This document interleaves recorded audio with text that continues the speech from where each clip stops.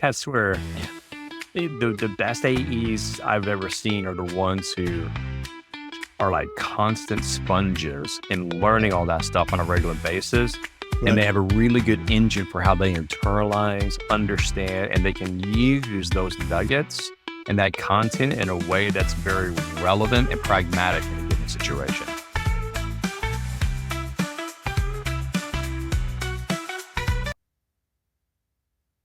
Good morning, good evening, good afternoon, everyone. This is Coach K, and I am so excited to have my man here, John Head, the CRO of Atos Imaging. How are you, my friend? Doing well, man. Doing well. How about yourself?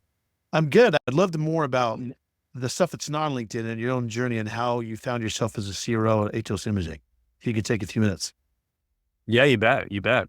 As my LinkedIn kind of highlights, started in the consulting world for a while. Definitely grew up through the ranks of designing and implementing projects. And then at some point had an opportunity to jump into the software world. I was actually running channels a long time ago.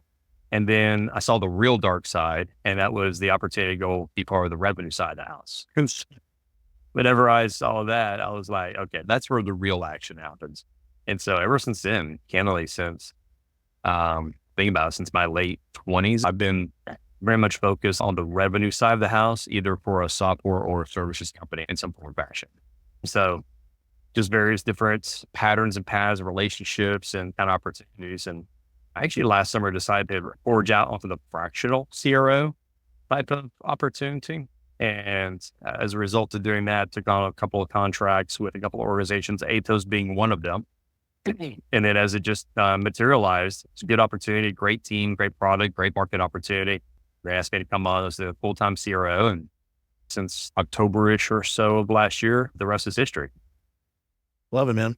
Yeah, I've just looking over your history. You've been in sales or leadership of some kind for a while. And so this is not obviously your first rodeo as a C-level overseeing an entire team. So the topic at hand is going to be a good one to dive into with you. Around there's the theory or the playbooks of what you hope ideally would happen in every customer journey or experience with the team. And then there's what actually happens. And historically, at least what I've seen in the market today, I've done a ton of surveys. I've done a lot of teamwork and analysis around what's happening in other teams. And there seems to be, as a whole, the gap between the theory playbooks and then what actually happens in the field. So what I'd love to know, first off, is do you see that? Do you see this barrier or this distance between those two things? Every day in various different situations and circumstances and conversations and people. Yeah, without question. It's without question that gap is there. Yeah. So what do you, if you don't mind pointing out, like as a CRO looking at the revenue team, you say that is the problem of execution or whatever the case might be that I need to worry about from my seat. What usually comes up for you? I'll just talk about what I've tried to be very proactive and mindful about over the last few stops, and even definitely here at Atos, is paying particular attention of the key interactions in the revenue cycle, right? So whether it's the initial get the interest or high level discovery, kind of some kind of hook, what is it that actually gets somebody interested to have another conversation? Or one area that I've been very focused on with my teams here lately is the demo, and actually how to use the demo to tell a story and have a conversation, not present product. So I always look at what are the key milestone steps? What are the key capabilities that the team needs to master along the revenue cycle, and try to have enablement sessions across each one of those on a regular basis. Yeah. Because I find with the playbook, translating the playbook to reality, which means execution in the field, whenever you're having an interaction with the customer or prospect, is that whether it's an AE, SC, consultant, marketing leader, whatever the case may be, if they haven't internalized whatever you're trying to get across in some way, more than likely, they're not going to use it the right way. Right? Yeah.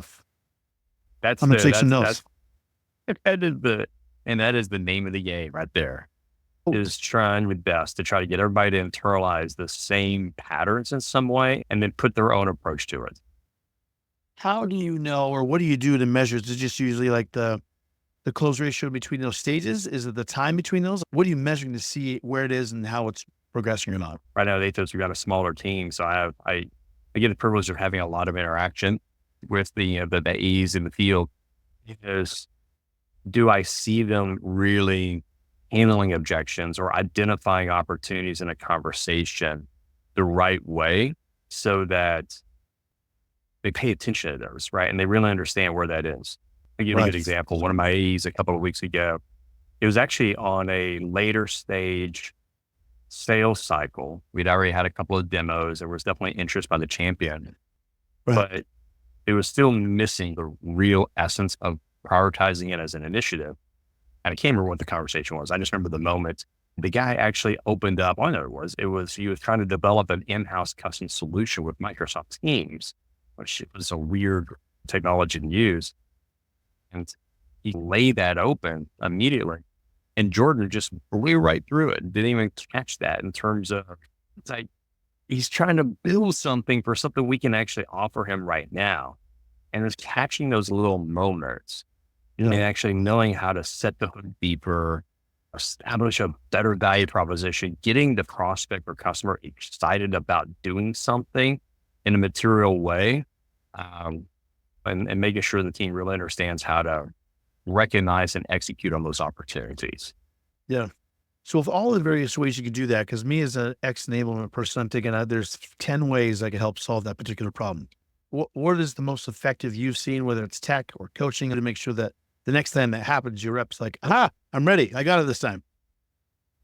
It's definitely coaching, right? For me, I gotta make sure I do a good job of capturing that moment, making a note and either feedback right then or feedback later in terms of replaying that moment and making sure I understand, okay, what were you thinking? Why did you take this approach versus taking it this path that would have maybe resulted in this set of outcomes? So capturing that moment, I really try to make sure I capture those moments and catalog those so I can bring those back up. Slack is candidly a great way to do that, because you could just make a quick note and then send it later. I don't send it during the meeting, but make a few notes and then send it after the meeting for saying, hey, let's make sure we discuss this. So without a doubt, coaching is the primary method, at least in my experience. And I'm dealing with definitely more junior AEs, not the most experienced ones in the marketplace. Where, without question, where you need to do a better job is, how can we make that a more repetitive process in capturing those moments, capturing that content, putting the right attributes around that particular situation. So there's situation, what happened, what transpired, and the result could be captured on a regular basis and used for other conversations. Totally. Where do you see technology sitting with this? And not necessarily GTM Buddy, but in general, like, how do you leverage tech, whether it's not only Slack, but other ways to make sure you can scale, operationalize this kind of thing? As we were talking about a second ago, I think GTM Buddy could help us in this way if we were deploying it in a more real-time fashion. Because that's where the real magic happens, is in those moments. You get so few precious moments with a prospect that you gotta really take advantage of those. And yeah, I think GTM Buddy could probably better service in that area. I believe. I would argue we're probably not leveraging it that way from that perspective. But right now, it's probably two things. One is the mechanism to actually catch that moment in the moment when it happens, so you actually can preserve it. But then where no doubt we could use some help, and no doubt we would be valuable, is how to catalog those moments in some type of platform on a go-forward basis. So you're building this library of repetitive motions and objection handling, and here's how you handle this type of question, or here's how you answer this type of question, or here's what you position with this type of competitive situation, right? Picturing all of those.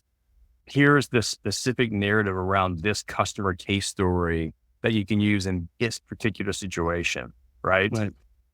That's where the best AEs I've ever seen are the ones who are like constant sponges in learning all that stuff on a regular basis. And they have a really good engine for how they internalize, understand, and they can use those nuggets and that content in a way that's very relevant and pragmatic in a given situation. Totally. So how do you go about creating that playbook so that whether it's you or somebody else, you have that standard or that path to make sure they have something to follow? So if you're not around, the manager or whoever could do the same thing. Makes sense? Absolutely. That's the secret sauce right there, isn't it? Is Eddie create that playbook. I've got a couple of frameworks that we've used in the past that you can use as a starting point, Mhm. and no doubt that will help. But what would be, whether it's GTM Buddy or some other type of technology out there, maybe I'm just not aware of, is that, yeah, I'll just use an example. Like in my current situation at Atos, so we provide a visual maintenance and management platform to the marketplace for the built environment, both for commercial real estate and for the industrial marketplace. And one of the key things they always ask is when my building changes or my power plant changes or my manufacturing floor changes, how do we capture that update and get that in your platform? That's a very standard question that should have a very consistent answer. So we're not creating confusion. And most important, we're not creating expectation misses with potential clients, right? Right. Right. Capturing all that content on a regular basis, man, that'd be the secret sauce, right?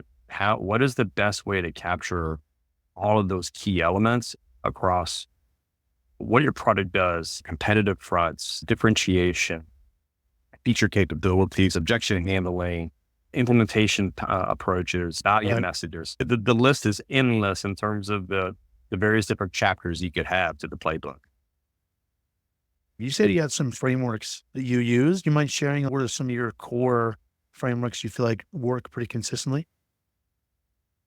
Ron Bain and I worked together at Planful a number of years ago. He was a CRO and I was leading, I think at the time I was leading the East, or maybe I was leading the enterprise group. I can't remember which group, but he and the guy named Phil LaCorte actually developed a pretty robust playbook for the field relative to competitive threats, relative to implementation approaches, relative to all the kind of key areas you have to understand when you're in front of a prospect or a client or a partner Yeah. for that matter. And did a phenomenal job of creating this very well architected playbook that covered all the key areas. But man, and I remember rolling it out and they even gave us printed copies of it. It was probably this thick. It was just a tremendous amount of, it was great. It was a great project. It was a great body of work. But one, having people absorb all that content is not the easiest thing in the world. And No. then keeping it up to date, keeping it relevant relative to the situations. So definitely some good frameworks in place.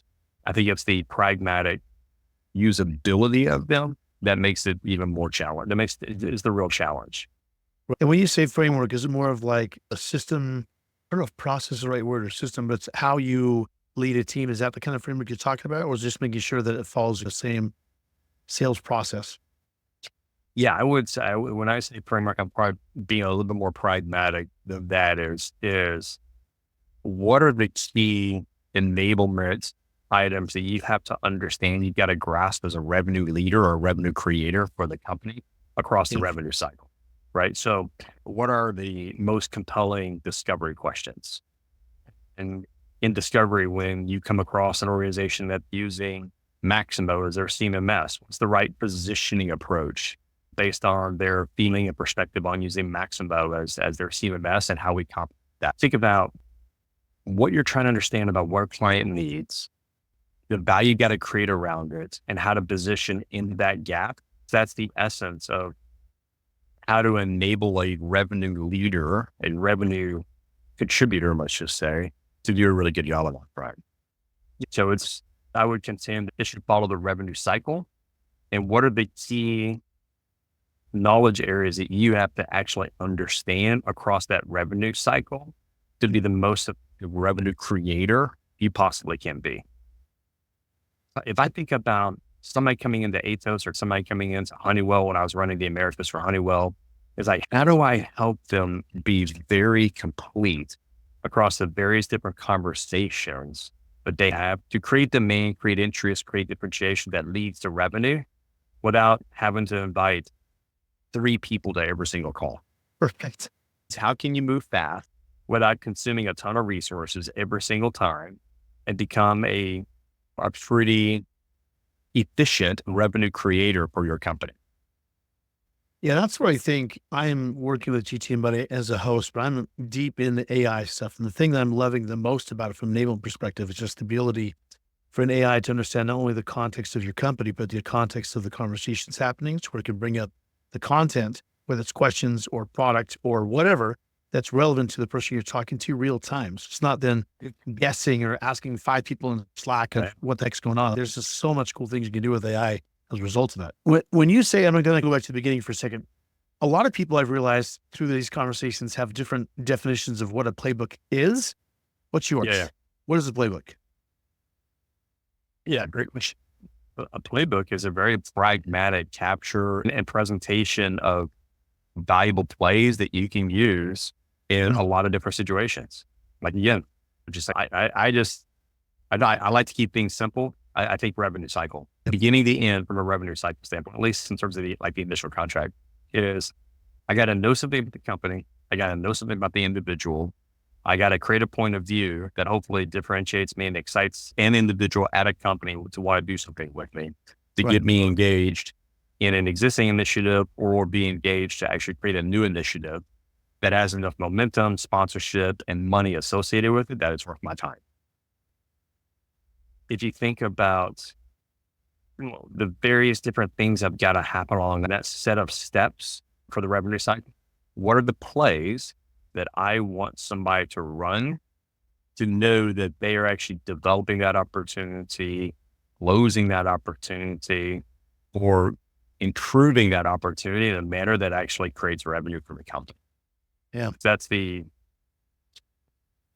probably that is a bit of materializing the art of the approach into the science.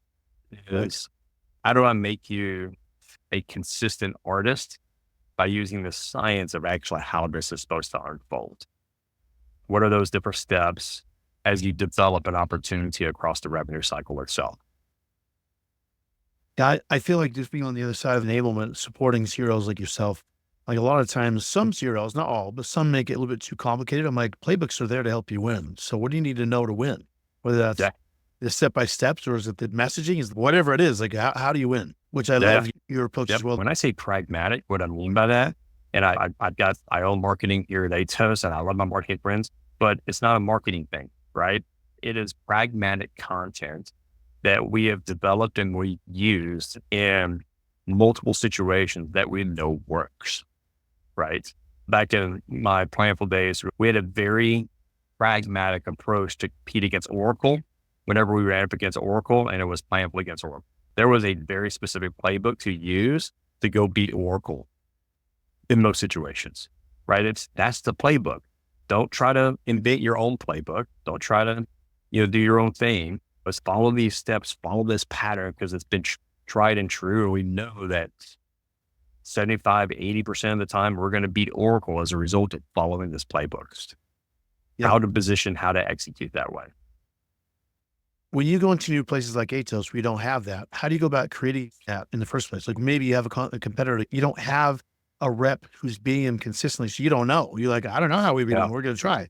Like, how do you go about doing that? Great question. It's without the advent of candidly probably using AI better than we are right now from a sales enablement standpoint.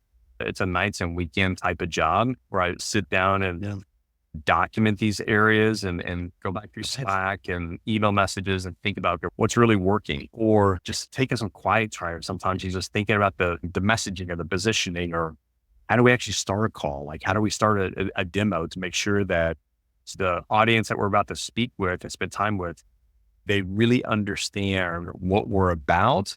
And I set their point of view the right way so that hopefully I can get to value as soon as possible. It's especially smaller company, startup company. It's one of those things that's just, it gnaws me at night because I know I need to be doing this, but the cycle time to actually get it done is just not there. Yeah, it's a lot. Going into that though, what are the things that you bring uniquely as a leader that's helping you guys win, that is that piece to help the execution gap? Does that make sense, hopefully? Yeah, no, great question.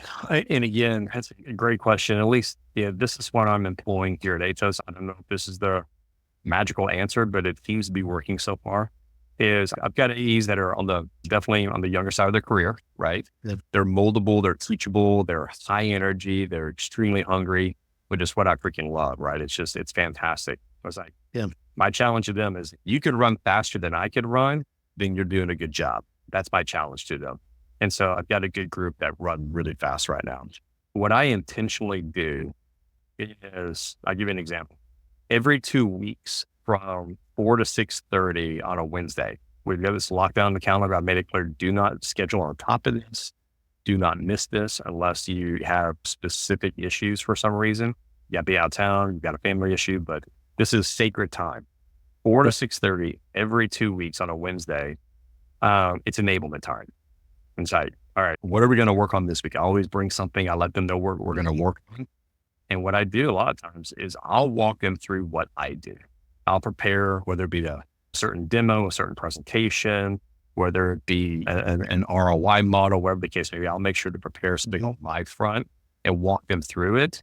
And then the next 2 weeks after that, okay, everybody gets to turn around and actually rehearse it back to me. So I'm going to walk you through. So I'm not just going to tell you what to do and you got to go figure it out. I'm actually going to show you. I'm actually going to do it myself. And you can take my model, my approach. You can, modify it a bit if you want to, but here's the essence of what you need to be accomplishing with this specific objective. Understand this, internalize it, right? So I spend a lot of time teaching them how to internalize things so they really make it their own.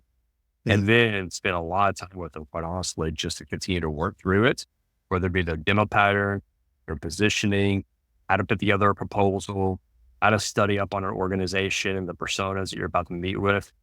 Just all the steps I'm talking about here relative to the revenue cycle. I spend a lot of time in the trenches with them doing it and teaching them and hopefully inspiring them how to do that the right way.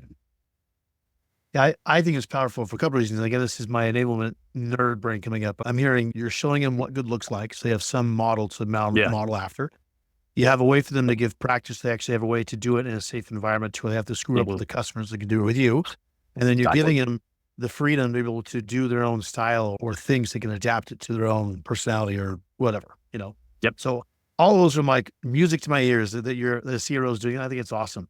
Between where they have that time with you and then actually doing it in the field, is there something there you're trying to do to help reinforce or help them when they're not with you? And maybe I'm giving away a little bit of the secret sauce here, but not only do I want them to fully grasp everything that we have to offer and the value and the excitement that we can bring to our clients, but I'm also really assessing and paying attention and say, hey, can they really be in front of an audience and do a good job of understanding our core value proposition and our solution and command the attention of an audience from a presentation? Do I see that opportunity in them and they just need some more baking time to get there?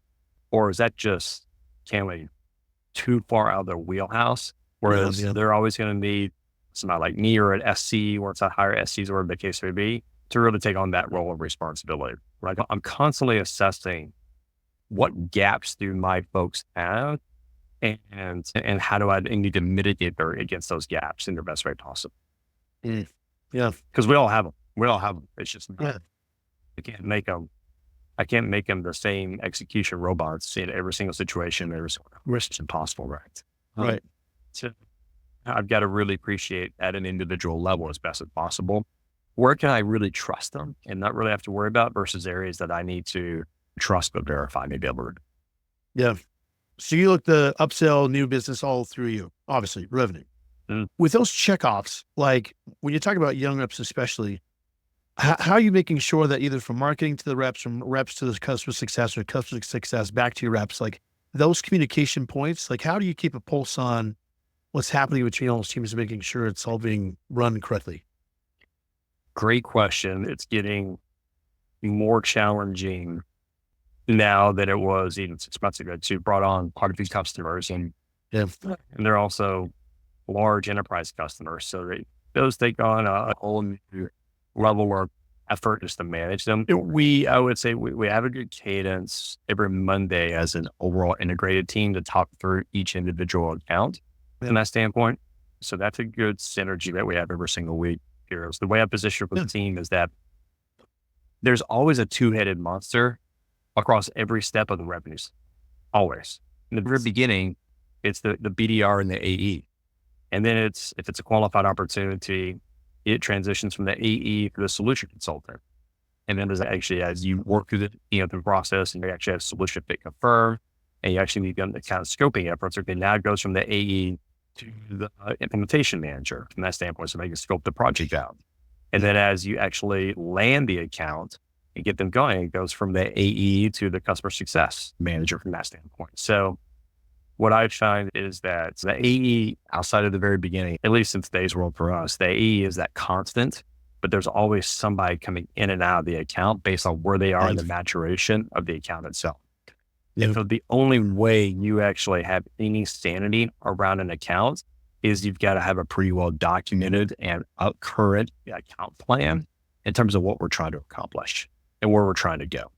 And it's really through that account plan vehicle that, life needs to be breathed into these accounts and everybody's on the same page in terms of work. Totally.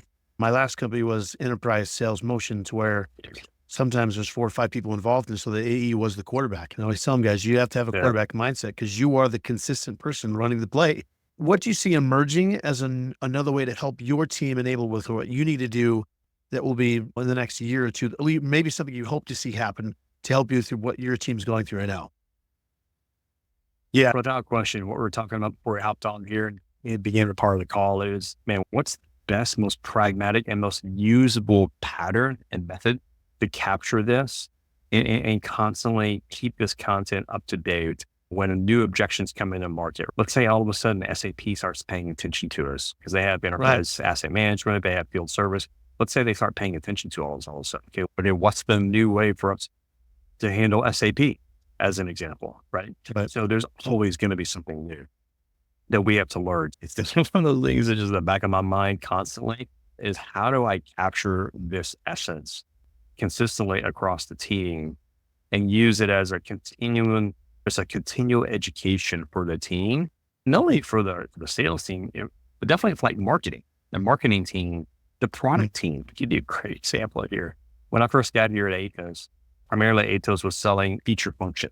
It's like, guys, companies don't buy feature function. They buy use cases, right? They buy, you're solving a problem for me. So I spent a lot of time and effort in going materializing use cases. Right? And let's speak to use cases by which the product actually enables from that standpoint.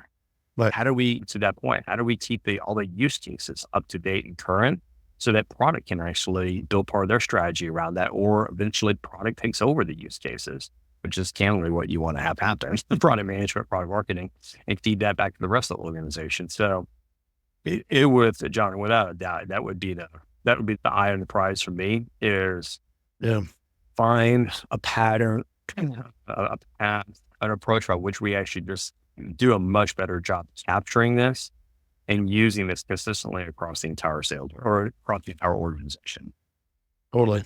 Yeah, I keep thinking of, not to bring up AI enough, but it seems to be the biggest barrier in my mind to most people being able to accomplish this is time or bandwidth. Because like yourself, you say a lot of things you want to fix are nighttime, weekend stuff because you're swamped with all your stuff you have to do during the day. So having some sort of, whether it's AI or not, but having some sort of mechanism to where you can capture that and be able to capitalize on it real time is powerful. It's just, we've never had that capability until recently, which is fun. So yeah, that's awesome. John, it's been a pleasure working with you. I'm going to make sure people have your LinkedIn here. What's the best way if someone gets hold of you to get in touch with you? Is it through LinkedIn? Through LinkedIn or at john@atosimaging.com. Pretty simple, personal email better. John@atosimaging.com. Yeah, John, by the way, he's an H John. I'm an H. You're a non-H John. Yeah. I'm a non-H John. But seriously, John, thank you. Fascinating discussion. And just I want to say kudos to you for building out. What you're doing is definitely a challenge. You can say from being on the front lines of having to enable that kind of group before, but it's a lot of fun too. It looks like you're having a blast, which is good. No, it is. No, definitely fun. I appreciate it. It's great to meet you and obviously have the conversation. Look forward to the next one for sure. Thanks, man. Appreciate you. You bet.